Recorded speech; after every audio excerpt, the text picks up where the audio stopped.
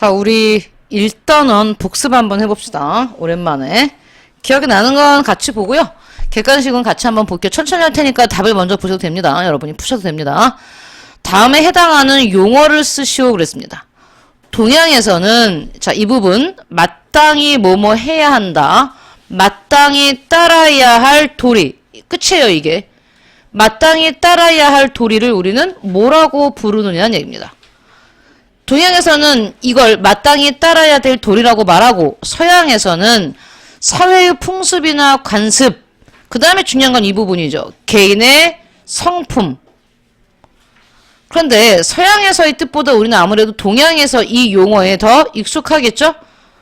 자, 마땅히 따라야 될 도리를 우리는 윤리라고 말합니다. 도덕이라고 쓰지 마세요. 윤리.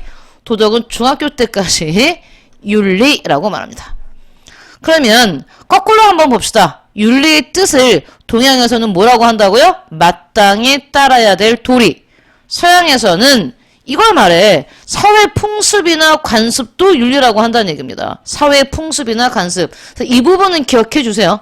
동양은 우리가 익숙한데 서양에서는 윤리를 사회의 풍습이나 관습 또한 개인의 성품까지도 다 뭐라고 부른다? 윤리라고 부른다. 답을 쓰면서 다시 정리하세요. 다음 2번 문제. 다음 윤리적 쟁점. 자, 이 단어 네모합니다. 윤리적 쟁점. 이거 정말 우리가 많이 쓰는, 우리가 지난주까지 어떤 윤리적 쟁점을 다뤘죠? 생명과 관련된 윤리에서 인공, 임신, 중절에 대해서 그것도 찬성과 반대로 나뉘는 거죠. 그게 윤리적 쟁점입니다. 즉 어떤 것의 쟁점이라고 했을 때는 의견이 찬성과 반대로 갈라지는 걸 우리는 쟁점이라고 하는 거예요.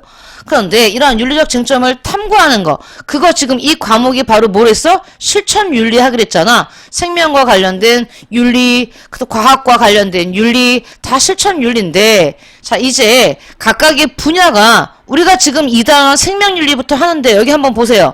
정보윤리, 환경윤리, 성과 가족윤리, 평화와 공존윤리가 3단원, 4단원, 5단원, 6단원의 단원명이에요. 그러니까 생명윤리부터 평화와 공존윤리까지 우리 교과서 생활과 윤리라는 과목의 단원명입니다. 2단원, 3단원, 4단원, 5단원, 6단원 이렇게. 알겠어요? 그러면 일단 1번 성의 상품화는 허용할 수 있는가? 어떤 사람은 찬성하고 어떤 사람은 반대하겠지. 그러니까 이게 바로 뭐야? 윤리적 쟁점이지. 그럼 이걸 우리는 무슨 윤리라고 하겠습니까?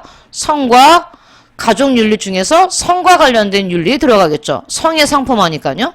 다음 생명에 관한 자기결정권. 우리 인공 임신 중절도 찬성하느냐 반대하느냐가 여기 봐봐 얘들아. 생명에 관한 자기결정권을 강조하면 태아보다는 산모 중심의 윤리가 되는 거야. 그래서 인공 임신 중절을 찬성하는 논리가 될 수 있죠. 우리가 어디서 배웠습니까? 생명윤리에서 다루고 있죠.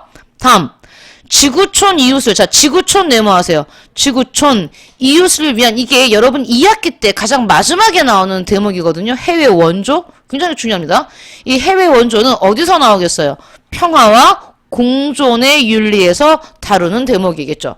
지구 평화, 세계 평화, 그때 다루는 대목입니다. 다음, 사이버 공간에서의 표현의 자유니까요. 자, 얘는 사이버 공간이라는 건 새롭게 등장한 윤리입니다. 정보사회가 되면서. 그래서 니은 하시면 되고요.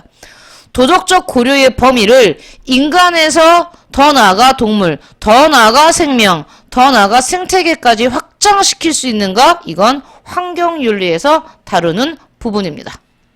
이거는 뭐 한글만 읽을 수 있으면 답을 낼 수 있죠. 다음 OX입니다.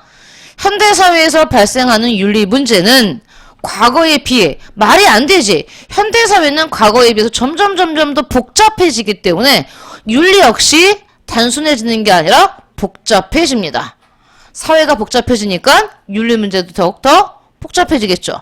과거에는 정보윤리란 말 자체가 없었습니다, 여러분. 정보사회가 아니었으니까. 메타윤리학. 아, 중요해요. 여러분 너무 오랜만에 해서 까먹었을 겁니다. 자, 주치세요. 무슨 윤리학? 메타윤리학. 어떤 윤리학자들은 메타윤리학은 윤리학이 아니라고까지 말을 하는데, 그런데 우리는 메타윤리학을 다뤘죠. 메타윤리학은 도덕 언어의 의미. 이 주치세요. 이게 과연 이 언어의 뜻이 뭔지, 도덕 언어의 의미를 분석하고 그 다음 이 도덕적인 추론이 맞는지 틀리는지 도덕 추론의 타당성을 검토한 외우세요 지금. 이게 메타윤리학의 뜻입니다. 메타윤리학은 도덕 언어의 의미를 분석하고 도덕 추론의 타당성을 검토한다. 메타윤리학의 뜻입니다. 그래서 맞죠? 다음 3번 이론윤리학은 우리가 다 배우죠? 이론윤리학은 실천윤리학보다 도덕 원리를 현실에 적용해서 현실에 적용하는 건 실천윤리학이죠. 현실에 적용해서 구체적인 삶의 도덕 문제를 해결하는 데 집중한다. 아니지. 이건 실천윤리학에 대한 설명이기 때문에 당연히 X 하시면 됩니다. 그러면 우리가 윤리학의 종류에서 4개를 배웠는데 3개가 나왔죠.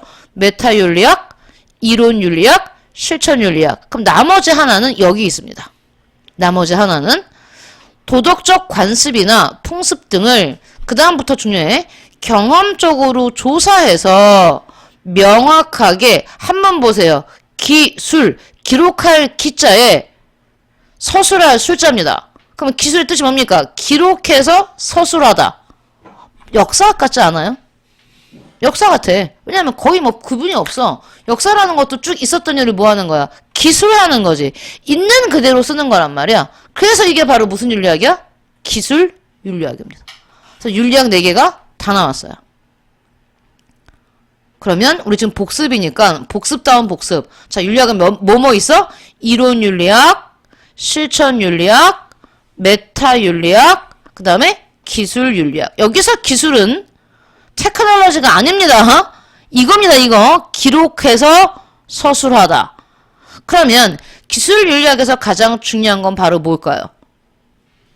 윤리학자의 주관적 가치를 개입시키지 않는 겁니다. 있는 그대로 쓰는 거기 때문에. 그래서 어떤 윤리학자들은 이 메타윤리학과 기술윤리학은 진정한 의미의 윤리학이 아니다 라고 말하는 사람들도 있어요. 얘는 너무 역사학 같고 얘는 너무 언어학 같은 거지. 그치? 하지만 뭐 우리는 종류에서 배웠다. 그러면 다시 복습을 하면서 윤리학의 종류가 4개였구나 됩니다. 이제부터는 객관식이니까 여러분이 찍을 수 있죠. 선생님이 문제를 읽는 도중에 여러분들 빨리빨리 속으로 먼저 찍어보세요. 샤프로 살짝 찍고 자기랑 선생님이 푼 답이 맞는지 맞춰보세요. 오케이. 다 했으면 다 맞추면 됩니다. 가에 대한 옳은 설명을 보기 위해서 고른 것은 가는 인간으로서 지켜야 될 행동의 기준. 여기 있잖아. 이거 같은 말이에요. 이거 봐봐요. 마땅히 따라야 할 도리를 어떻게 설명한 겁니까? 인간으로서 지켜야 될 행동의 기준이라고 설명한 거야. 이 말이 이 말입니다. 마땅히 뭐뭐 해야 하는 거. 그럼 가는 뭐예요? 윤리죠. 1번 문제와 1번 문제 답이 같습니다. 얘도 가는 윤리입니다. 윤리. 기준이자 규범의 역할을 하며 이러한 기준과 규범을 탕구하는 학문이니까 하나 더 붙일게요. 윤리학이 되겠죠. 윤리학. 그래서 가에 들어갈 건 윤리학입니다. 윤리학. 그럼 윤리학에 대한 옳은 설명을 골라보자 그랬습니다. 기억. 객관적 진리와 과학적 직식 탐구가 목적이다. 학문이잖아요. 학문. 학문이기 때문에 세상의 모든 학문은 다 뭐야? 진리를 연구하죠. 근데 이 윤리학이기 때문에 좀 더 볼게요. 다음 이 들어갑니다. 여기 이거 붙여봐요. 지켜야 할. 그러면 영어로 여러분 한번 번역해 봅시다. 우리 지켜야 할을 영어로 바꾸면 뭐 쓸래요? 여기다가 뭐뭐 해야 할. must 쓰면 되겠죠. 강력하게. 윤리는 must예요. 여기 나오지. 마땅히 따라야 할. 마땅히 동그라미 치시고요. 뭐뭐 해야 할 동그라미 친 다음에 역시 묶어서 얘도 must입니다. 얘도 must. must가 뭔데? 한문으로 고치면 당위입니다. 당위. 윤리학은 당위의 학문이에요. 마땅히 뭐뭐 해야 합니다. 당연히 니은 들어가죠. 당위. 꼭 알아두세요. 당위. 우린 당위를 짧은 영어로 고치면 우린 must 하겠다. 당위의 형식으로 제시되는 규범입니다. 윤리학은. 규범이고 가치의 총체이다. 얘들아, 문제 풀 때 선택지나 제시문에 나왔던 용어들을 잘 기억하세요. 이런 말 쓰잖아. 여러분 평상시 우리 안 쓰는 말이지. 어머, 이건 가치의 총체구나. 이런 단어 안 쓰잖아요. 그치? 규범이란 단어까지는 우리가 일상 용어로 쓸 수 있지만 가치의 총체라는 건 일상적으로 쓰지 않아. 윤리학은 뭐야? 가치의 총체야. 뭘로 표현되는? 당위의 형식으로 표현되는. 그럼 친구가 물었어. 현진아, 윤리학이 뭐니? 설명해 주는 거야. 아, 윤리학은 당위의 형식대로 표현되는 가치의 총체야. 굉장히 똑똑해 보이죠? 근데 윤리학이 뭐야? 지켜야 되는 거야. 되게 단순해 보이잖아. 맞는 말이야. 지켜야 되는 거지. 그런데 이렇게 설명해 주자는 얘기입니다. 일단 니은 반드시 들어가고요. 다음. 사회생활과는 관계없는. 끝났지. 윤리는 실천적인 학문이랬잖아. 이론적인 학문이 아니라 실천적인 학문이기 때문에 사회생활과 관계없다고 하는 순간 끝납니다. 그 디귿은 틀렸죠. 사람으로 또 나왔죠. 마땅히 행하거나 뭐뭐 해야 할. 얘도 must. 윤리학은 must의 학문입니다. 뭐뭐 해야 되는 학문이에요. 당위의 학문입니다. 그래서 정답은 니은 리을 하겠습니다. 강조했어요. 윤리학이 어떤 학문인지. 자, 2번. 밑줄 친 새로운 윤리 문제의 특징으로 볼 수 없는 거. 자, 줄쳐보세요. 새로운 윤리, 별표돼 있잖아. 굉장히 중요하다는 얘기겠지. 중요하다. 우리는 이 새로운 윤리, 현대윤리라고 말을 하는데, 요나스가 나옵니다. 네모하세요. 새로운 윤리 문제 네모하시고요. 이게 나오면 이 학자는 누구다? 우리가 교과서에서 배운 학자, 요나스. 요나스라는 학자를 떠올리면서 새로운 윤리 했을 때 요나스와 함께 같이 연상으로 자동으로 떠올라야 되는 게 하나 더 있어요. 요나스의 새로운 윤리는 미래 세대, 현 세대뿐만 아니라 미래 세대까지 생각하는 윤리. 그러면 봐봐 얘들아. 새로운 윤리라는 건 뭐가 있다는 얘기야? 기존 윤리가 있다는 얘기야. 기존의 윤리에 대항해서 새로운 윤리가 나왔다는 얘기지. 그럼 기존의 윤리는 어떤 윤리인데 현 세대만 생각하는 거지. 인간과 현 세대. 그치? 반면에 요나스가 제안하는 새로운 윤리는 당연히 현 세대의 문제뿐만 아니라 플러스 미래 세대까지도 고려하겠다. 이게 들어가는 겁니다. 이해가 바로 떠올라야 됩니다. 그러면 이제 한번 보죠. 요나스의 새로운 윤리. 워낙 유명한 제시문입니다. 이 제시문. 나중에 이 문제에서 새로운 윤리라는 문장이 없어도요. 이 제시문을 읽고 아 이게 요나스구나라는 걸 아셔야 됩니다. 볼게요. 생명과학 기술의 발전으로 인류는 질병을 치료하고 생명을 연장할 수 있게 되어 풍요로운 삶을 살게 되었다. 하지만 이런 기술을 원칙 없이 사용할 경우 인간의 존엄성이 훼손되는 문제를 가져올 수 있다. 또 정보통신기술이 발전하면서 전 지구가 하나의 네트워크로 연결되어 국제교류의 장이 마련되었고 다양한 지식과 정보에 대한 접근성이 높아졌다. 그러나 사이버 폭력, 사생활 침해, 저작권 침해와 같은 예전에는 없었던 새로운 윤리 문제가 발생하기도 했다. 라고 했을 때 새로운 윤리 문제의 특징이 아닌 것을 고르는 문제죠. 1번. 한 가지 문제가 다른 분야에 미치는 영향력이 크다. 얘는 몰라도 맞겠죠. 워낙 밀접하게 다 연관되어 있기 때문에 한 분야에서의 문제가 당연히 다른 분야에까지 영향을 당연히 미칩니다. 다음 2번. 기술의 발전으로 문제의 책임 소재를 밝히기가 어떻습니까? 어려워졌어요. 예전엔 단순했어. 근데 현대사회는 복잡하다고 그랬잖아. 복잡한 사회일수록 그게 과연 누구의 문제인지 명확하게 밝혀내기가 힘들어요. 왜? 여러 분야가 섞여 있기 때문에. 너무 쉬운 문제죠. 그럼 얘는 그냥 선택지만 읽어도 답이 나오지? 정답은 2번입니다. 계속 갈게요. 전통적인 윤리 규범만으로는 해결하기 어려운 문제가 생겼어. 그게 바로 뭔데? 새로운 윤리 문제인 거고 과거에는 옳다고 여겼던 신념에 수정이 필요할 수 있음을 알게 한다. 과학기술이 얘들아, 과학기술과 함께 새로운 문제가 생긴 겁니다. 새로운 문제도 빠르게 늘어난다. 요나스인데 되게 중요한데 문제가 너무 쉽게 나와서 그냥 넘어갈게요. 여러분은 요나스의 새로운 윤리 문제가 있다 정도만 봐두시면 되겠네요. 자, 3번 문제 가죠. 가나에 대한 설명이다. 가장 적절한 걸 고르는 겁니다. 윤리학은 좋은과 옳은이라는 언어의 의미를 분석하는 데 주력해야 된다. 끝났어요. 붙여봐요, 여기. 언어의 의미를 분석하는 거. 우리 이거 무슨 윤리학이라 그래요? 메타윤리학이라고 부르지. 아까 우리가 윤리학의 종류 4가지 중에 도덕 언어의 의미를 분석하는 걸 우리는 메타윤리학이라고 부른다. 해서 가는 메타윤리학이고요. 나와 볼게요. 윤리학은 어떻게 사는 것이 옳은 것인가와 같은 규범적 질문에 대한 해답을 제시해야 된다. 이를 바탕으로 보편적인, 여기 붙입니다. 보편적인 도덕 원리를 정립하는 윤리학을 우리는 이론 규범 윤리학 또는 그냥 이론 윤리학이라고 말합니다. 규범이란 말은 붙여도 되고 안 붙여도 돼요. 그러니까 이렇게 됩니다. 여러분 봐봐요. 규범 윤리학이라고 하고 다시 규범 윤리학을 이론 윤리학과 실천 윤리학으로 나누기 때문에 정확한 명칭은 이거야. 이론 규범 윤리학, 실천 규범 윤리학인데 규범을 이렇게 생략하기도 합니다. 그래서 이론 윤리학, 실천 윤리학이라고 부르니까 규범 윤리학 안에 둘 다 들어갑니다. 하지만 얘는 이것 중에 규범 윤리학 중에서도 도덕 원리를 만드는 건 우리가 이론 윤리학이라고 부르죠. 쓰세요. 그래서 가는 메타 윤리학, 나는 이론 윤리학이 됩니다. 이론 윤리학. 뭐요? 이거요? 위에 거요? 이론 규범 윤리학, 실천 규범 윤리학. 규범은 생략하고 그냥 이론 윤리학, 실천 윤리학이라고 부른다는 뜻입니다. 그럼 이제 가와 나가 뭔지 봤으니까 가장 적절한 걸 찾아보죠. 1번 가는 그랬습니다.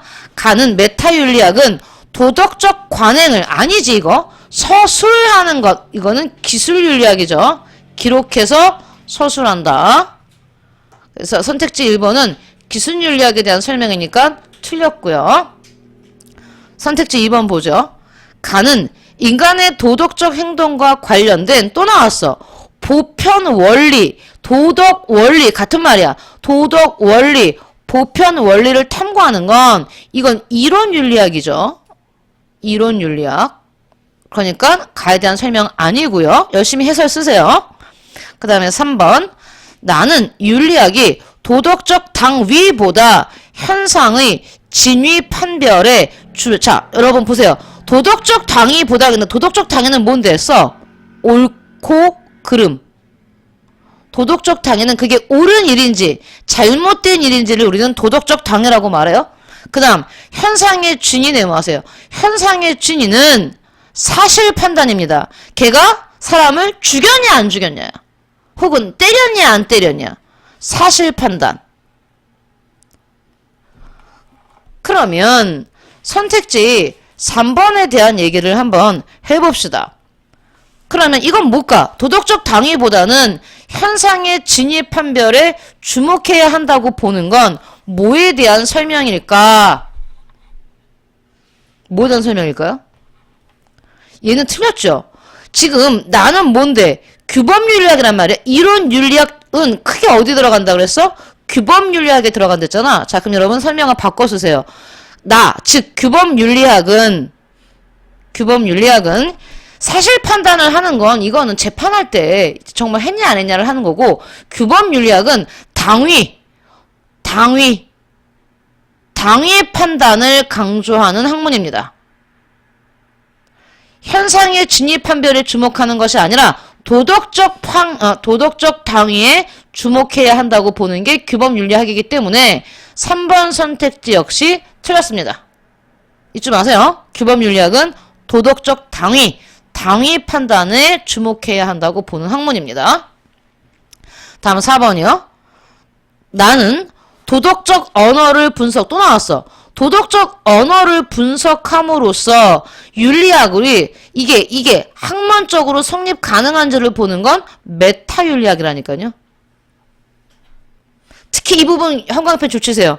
여러분이 도덕적 언어 분석은 다 외웠어. 메타윤리학을. 근데 이 부분 너무 중요해. 그래서 뭐 하겠다는 얘기야.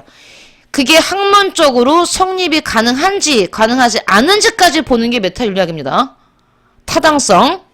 학문의 타당성을 검토한다. 또는 학문의 성립 가능성을 검토한다. 그게 메타윤리학의 뜻입니다. 거기까지.